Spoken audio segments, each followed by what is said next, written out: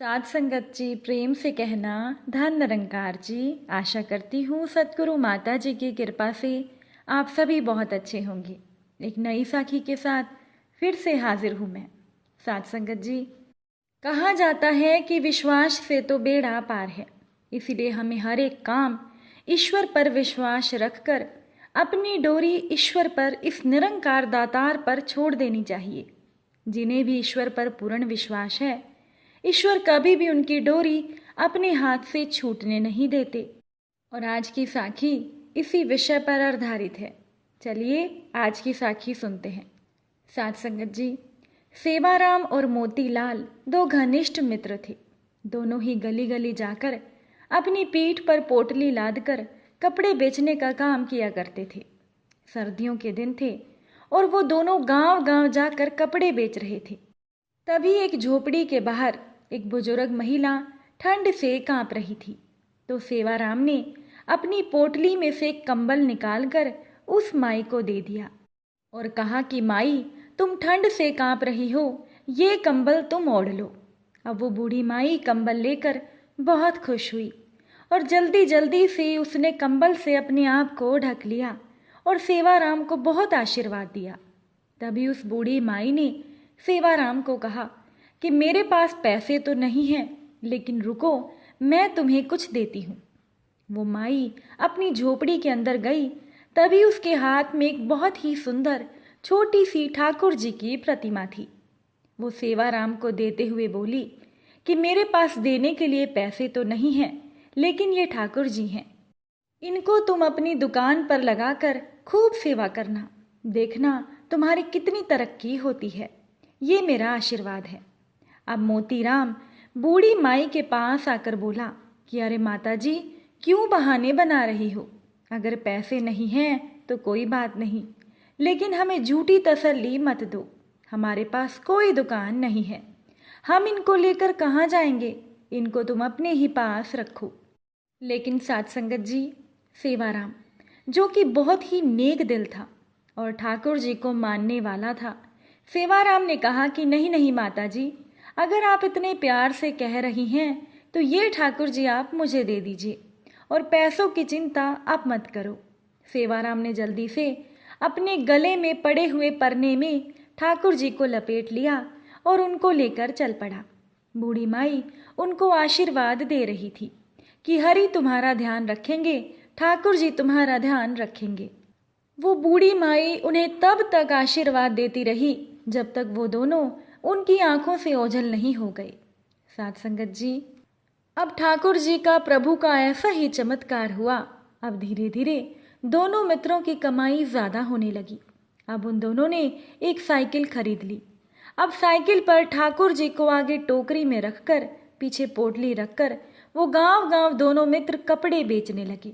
अब उनको ज्यादा कमाई होने लगी तो उन्होंने एक दुकान किराए पर ले ली और वहां पर ठाकुर जी को बहुत ही सुंदर आसन पर विराजमान करके अपनी दुकान का मुहूर्त किया। साध संगत जी, धीरे धीरे दुकान इतनी चल पड़ी कि सेवाराम और मोतीलाल के पास शहर में बहुत ही बड़ी बड़ी कपड़े की दुकानें और कपड़े की मिलें भी हो गई। एक दिन मोतीलाल सेवाराम को कहता है कि देखो, आज हमारे पास सब कुछ है और ये हम दोनों की मेहनत का नतीजा है। लेकिन सेवाराम बोला, नहीं, हम दोनों की मेहनत के साथ साथ ये हमारे प्रभु की, हमारे ठाकुर जी की कृपा है। अब मोतीलाल सेवाराम की बात को अनसुना करके वापस अपने काम में लग गया। एक दिन सेवाराम की सेहत थोड़ी ढीली थी, इसीलिए वो दुकान पर देरी से आया। मोतीलाल ने कहा कि अरे दोस्त, आज तुम देरी से आए हो, तुम्हारे बिना तो मेरा एक पल का गुजारा नहीं, तुम मेरा साथ कभी मत छोड़ना मित्र। सेवाराम हंसकर बोला कि अरे मोतीलाल, चिंता क्यों करते हो? अगर मैं नहीं आऊंगा तो हमारे ठाकुर जी तो तुम्हारे साथ हैं ही।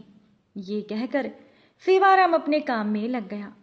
पहले दोनों का घर दुकान के पास ही होता था, लेकिन अब दोनों ने अपना घर दुकान से काफी दूर ले लिया। अब दोनों ही महल नुमा घर में रहने लगे। दोनों ने अपने बच्चों को खूब पढ़ाया लिखाया।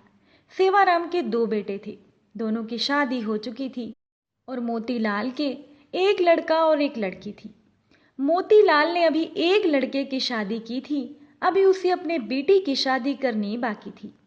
साथ संगत जी, सेहत ढीली होने के कारण सेवाराम अब दुकान पर थोड़ी देरी से आने लगा। तो एक दिन वो मोतीलाल से बोला कि मित्र, अब मेरी सेहत ठीक नहीं रहती, क्या मैं थोड़ी देरी से आ सकता हूँ? मोतीलाल ने कहा कि हाँ भैया, तुम देरी से आ जाना, लेकिन आया जरूर करना, क्योंकि मेरा तुम्हारे बिना दिल नहीं लगता। फिर अचानक एक दिन सेवाराम 12 बजे के करीब दुकान पर आया, लेकिन आज सेवाराम के चेहरे पर अजीब सी चमक थी। साथ संगत जी, एक अजीब सी मस्ती सेवाराम के चेहरे पर दिखाई दे रही थी। वो आकर गद्दी पर बैठ गया। मोतीलाल ने कहा कि भैया, आज तो तुम्हारी सेहत ठीक लग रही है। सेवाराम ने कहा कि भैया, ठीक तो मैं नहीं हूँ, लेकिन आज से मैं बस केवल 12 बजे आया करूँगा और 5 बजे चला जाया करूँगा। मैं तो केवल इतना ही समय दुकान पर बैठ सकता हूँ। मोतीलाल ने कहा कि कोई बात नहीं मित्र, जैसे तुम्हारी इच्छा। अब तो सेवाराम रोज 12 बजे दुकान पर आता और 5 बजे चला जाता, लेकिन उसकी शक्ल देखकर ऐसा नहीं लगता था कि वो कभी बीमार भी है।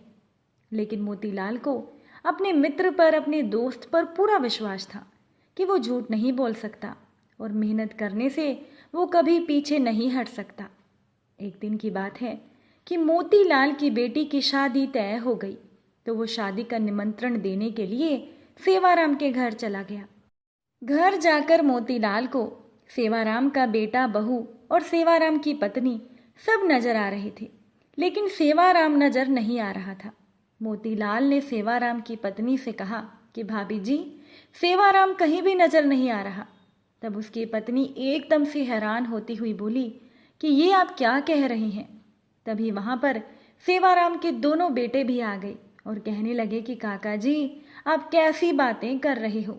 हमारे साथ ये कैसा मजाक आप कर रहे हो? मोतीलाल ने कहा कि मैंने ऐसा क्या पूछ लिया? मैं तो अपने प्रिय दोस्त के बारे में पूछ रहा हूँ। क्या उसकी तबीयत आज भी ठीक नहीं है? क्या वो अंदर आराम कर रहा है? मैं खुद जाकर उसको मिल कर आता हूँ। अब मोतीलाल सेवाराम के कमरे में चला गया, लेकिन सेवाराम उसको वहां पर भी नजर नहीं आया। तभी अचानक से मोतीलाल की नजर उसके कमरे में सेवाराम की तस्वीर पर पड़ गई। वो एकदम से हैरान होकर सेवाराम की पत्नी की तरफ देखते हुए बोला कि अरे भाभी जी, ये क्या, आपने सेवाराम की तस्वीर पर हार क्यों चढ़ाया हुआ है? सेवाराम की पत्नी आंखों में आंसू भरकर बोली कि मुझे आपसे ऐसी उम्मीद नहीं थी भैया कि आप ऐसा मजाक करेंगे। साथ संगत जी, मोतीलाल को कुछ भी समझ नहीं आ रहा था। तभी सेवाराम का बड़ा बेटा बोला कि क्या आपको नहीं पता कि पिताजी को गुजरे 6 महीने हो चुके हैं? अब मोतीलाल को लगा कि जैसे उसके सिर पर बिजली गिर पड़ी हो।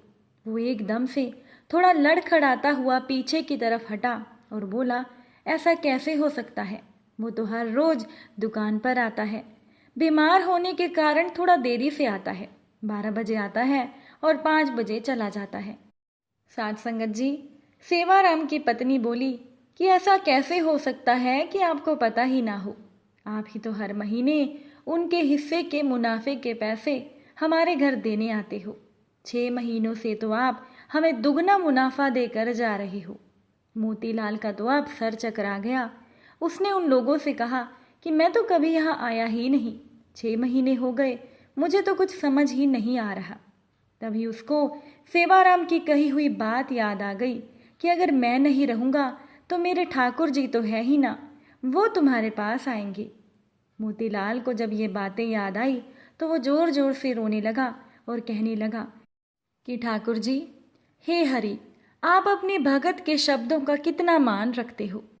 आपका विश्राम का समय मतलब मंदिर के पट 12 बजे बंद होते हैं और 5 बजे खुलते हैं, और आप अपने भगत के शब्दों का मान रखने के लिए कि मेरे हरि आएंगे, मेरे ठाकुर जी आएंगे, तो आप अपने आराम के समय मेरी दुकान पर आकर अपने भक्तों का काम किया करते थे। इतना कहकर मोतीलाल फूट फूट कर रोने लगा और कहने लगा कि हे ईश्वर, तेरी लीला अपरंपार है। मैं ही सारी जिंदगी नोट गिनने में लगा रहा। असली भगत तो सेवाराम था जो आपका प्रिय था। आपने उसको अपने पास बुला लिया और उसके शब्दों का मान रखने के लिए आप उसका काम खुद स्वयं कर रहे थे और उसके हिस्से का मुनाफा भी उसके घर मेरे रूप में पहुंचा रहे थे। इतना कहकर वो भागा भागा दुकान की तरफ गया और वहां जाकर जहां पर ठाकुर जी जिस गद्दी पर आकर बैठते थे, जहां पर अपने चरण रखते थे, वहां पर जाकर गद्दी को अपनी आंखों से अपने मुंह से चूमता हुआ, चरणों में लुढ़कता हुआ जार जार रोने लगा और ठाकुर जी की जय जयकार करने लगा। साथ संगत जी, इसीलिए तो कहा गया है कि विश्वास से तो बेड़ा पार है। इसीलिए हमें अपना हर एक काम ईश्वर पर विश्वास रखकर अपनी जीवन की डोरी ईश्वर पर छोड़ देनी चाहिए। जिनको भी ईश्वर पर पूर्ण विश्वास है, ईश्वर भी कभी उनकी डोरी अपने हाथ से छूटने नहीं देते। साथ संगत जी, आपको ये साखी कैसी लगी कमेंट में ज़रूर से बताइएगा। अगर अच्छी लगी हो तो वीडियो को लाइक ज़रूर कीजिएगा और अगर आप चैनल पर नए हैं तो चैनल को सब्सक्राइब भी कीजिएगा। फिर मुलाकात होगी आप सभी से एक नई साखी के साथ, नए विचारों के साथ। साथ संगत जी, प्यार से कहना, धन निरंकार जी।